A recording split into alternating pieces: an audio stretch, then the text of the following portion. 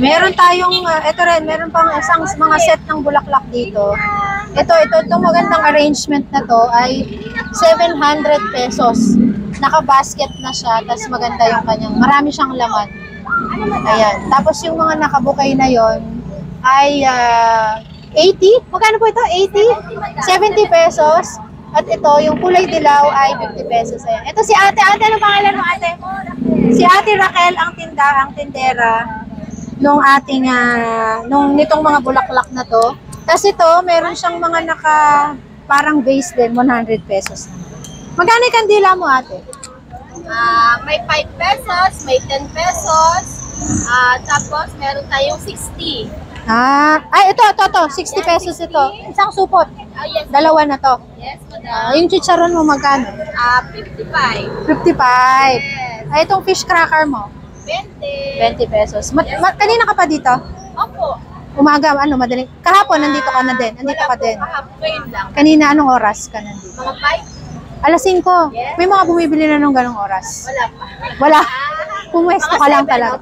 Lagi, taon-taon ba lagi ka nandito? Itong taon lang po. Pero dito talaga yung pwesto namin. Ah. Iba lang ang tumao ngayon, ako lang. So, nakakailan ka ng yung bukay na maganda. Meron ako nakita kanina may hawak na ganito. Nakabenta ka na ng tagsi 700. Nakabenta naman ako mga dalawa. Dalawa, oy. Oo. Sinong nag-arrange niyan? Ikaw lang? Hindi po yung tita ko. Ay, talagang nagtitinda po kayo ng bulaklak. Ito pa po yung pwesto namin sa kabila. Meron po kayong pwesto talaga ng bulaklak. Saan po galing ang bulaklak? Baguio? Sige.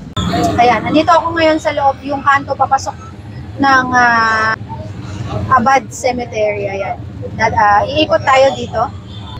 Meron din dito ng mga nagtitinda ng bulaklak. Ayan. Mga nakabukay. Hi ate. Magandang umaga. Umaga pa ba? Umaga pa. Ayan. Umaga pa, napang 12. Wala pang 12. Ayan. Sige. Magkano naman itong bulaklak mo? Ayan po. Nasa ano po?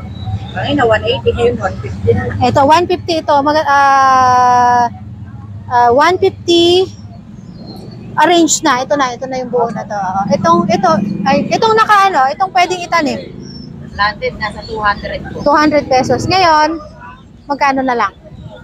Ganun pa rin. Ganun pa rin. Itong nakabukay, 50 pesos. Alam mo kung anong tawag dito sa bulaklak na to? Radus. Radus? Sige. Hindi ko rin alam eh. Kanina ko pa tinatanong, walang nakakaalam. Sige.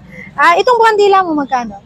Ayan po, 90 malaki, dalawa. 90 malaki. Yung mga maliliit ay magkano? Yan yung malaki din na apatan, 80. Susunod, mas maliit, 60 yung pinakamaliit. Nagtitingi ka? Opo. Isa-isa. Ito, marami nang bumibili sa'yo? Medyo lang po, matumal. Matumal ngayon. Pero dati ka nang nagtitinda dito? Pangalawang taon pa lang. Pangalawang taon. Buti pinapwesto kayo dito.